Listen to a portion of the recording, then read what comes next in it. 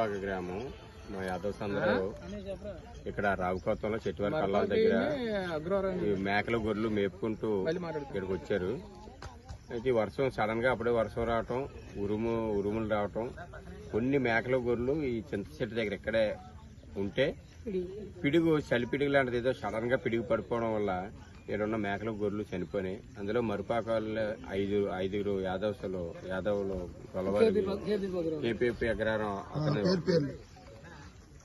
మరుపాకలో దేవర అప్పలాడి, సీరా సాంబా, సీరా రమణ, తర్వాత కేపీపీ అగ్రహారం దేవర అప్పారావు, నమ్మి వెంకటస్వామి, అంతే వీళ్ళందరికీ కూడా మొత్తం చనిపోయినాయి.